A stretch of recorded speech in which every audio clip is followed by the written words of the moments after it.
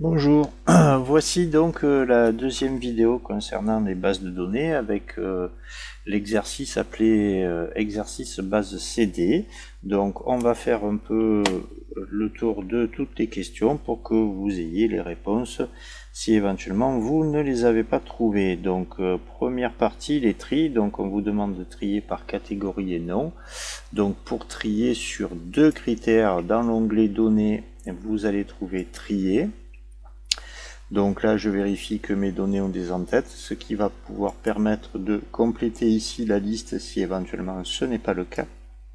Donc on vous demande par catégorie, j'ajoute un niveau et je rajoute le nom, je valide OK. Alors une petite vérification dans la partie classique ici, vous voyez que c'est bien rangé dans l'ordre alphabétique des noms.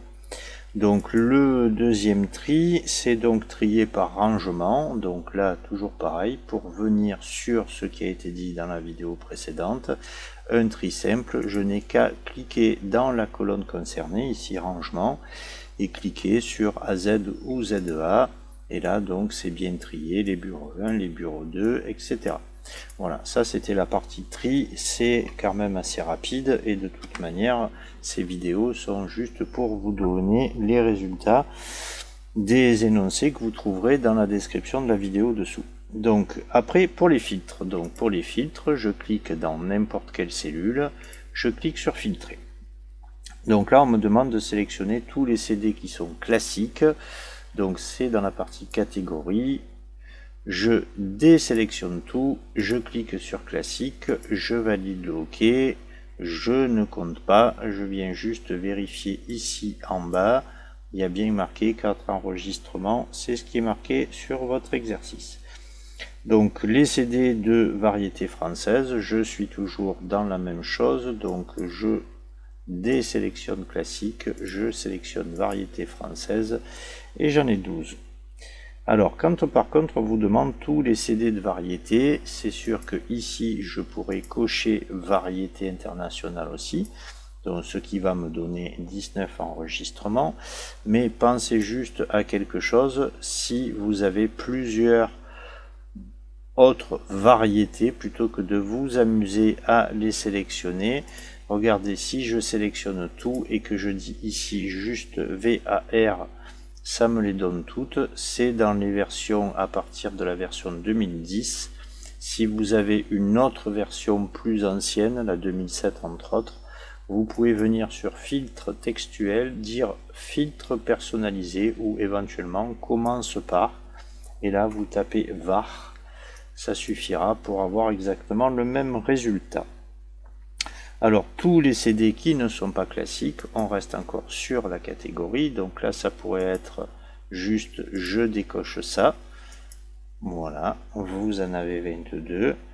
Les CD qui sont rangés dans le bureau 2, donc on ne me parle plus des catégories, donc sur catégorie j'efface le filtre et je choisis ceux qui sont dans le bureau 2, voilà. Donc j'en ai 6, c'est bien le cas. Alors les CD jamais prêtés. Alors attention, on lève le filtre sur les rangements. Qu'est-ce qui caractérise un CD qui n'a jamais prêté? C'est un CD où la case est vide. Donc là, si vous cliquez sur prêter et que vous descendez jusqu'en bas, vous voyez qu'il y a vide ici. Donc en fait, je décoche tout, je coche vide et j'en ai 7. Alors, sélectionner tous les CD prêtés, eh ben, c'est un peu l'inverse. Je descends, je décoche vide et j'ai tous les CD qui ont déjà été prêtés. Alors, pour les CD prêtés et non rendus, on va jouer sur deux critères. Donc là, j'ai les CD qui ont déjà été prêtés. Ceux qui ne sont pas rendus, ils sont caractérisés par quoi? Ben, par une cellule vide. Donc ici, je vais désélectionner tout et descendre, cocher vide, et voilà le nombre de CD qui ont été prêtés et non rendus. Et il y en a bien 6. Donc là, j'ai deux filtres à lever. Je vais venir cliquer sur filtrer et remettre les filtres, c'est beaucoup plus rapide. Alors, sélectionner les stagiaires qui sont les CD qui sont rangés dans le bureau. Donc là, vous voyez qu'il y a 1 et 2. Donc là, on pourrait faire ici, commence par, le B suffira puisque j'ai bureau et salon. Voilà, j'ai bureau 1 et bureau 2, ça en donne donc 11.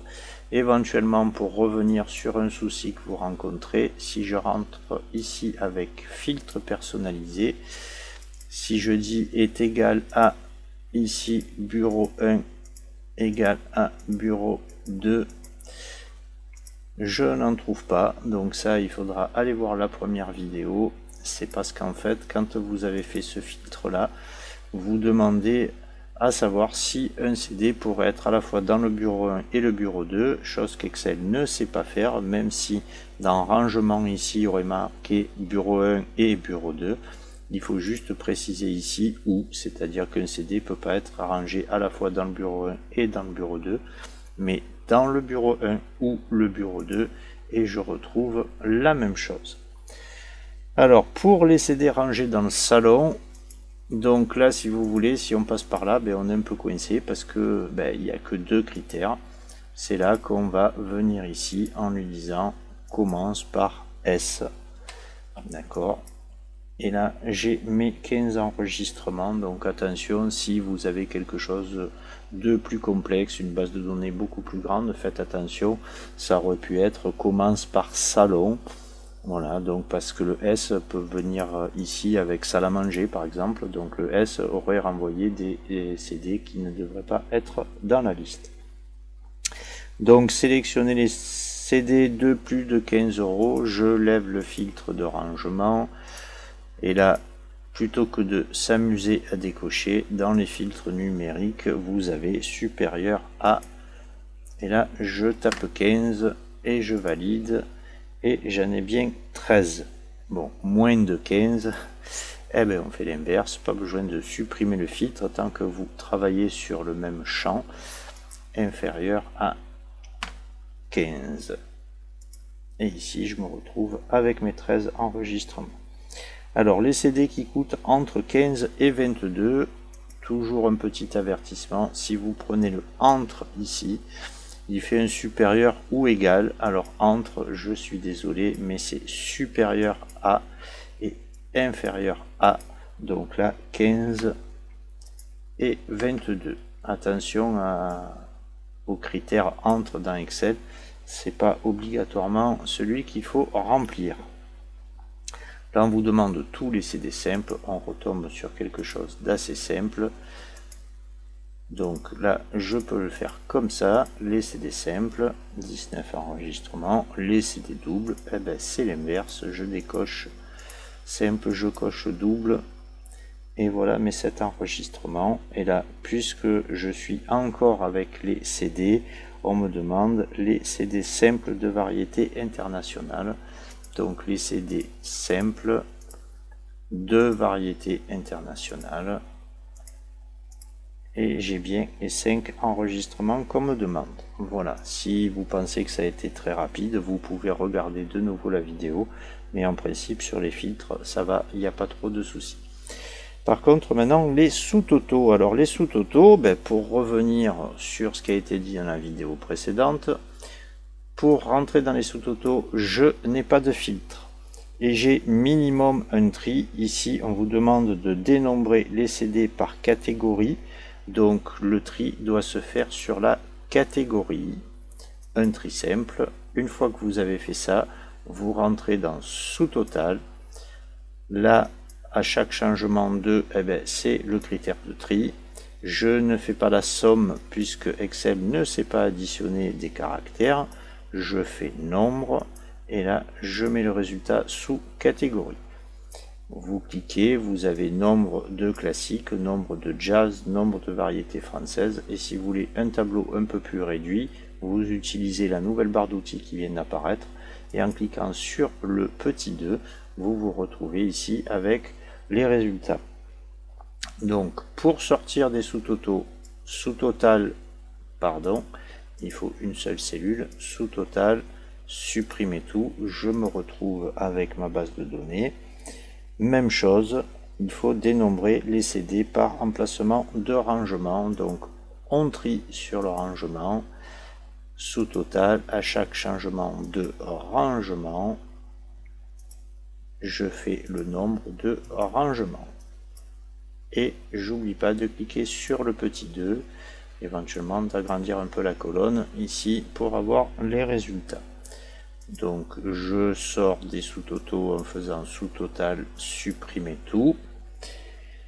Et là, on vous demande un troisième sous-total, les montants des CD par catégorie. Alors ça, c'est pour vous faire jongler dans les sous-totaux. Je refais le tri sur catégorie. Je rentre dans sous-total. À chaque changement de catégorie, là, je ne fais plus le nombre, mais la somme des prix. Toujours pareil, un clic sur le petit 2 qui est là pour savoir à combien se monte chaque groupe de catégories au niveau des tarifs des CD. Je sors des sous-totaux, je refais un tri sur rangement, je reviens en sous-total. À chaque changement de rangement, je fais la somme des prix, ça ne change pas. Un clic sur le petit 2 et voilà ce que ça donne. Voilà, on a rapidement fait le tour de cet exercice. J'espère que ça vous servira et éventuellement vous pouvez regarder de nouveau la vidéo si vous pensez que c'est allé un peu trop vite. Je vous remercie.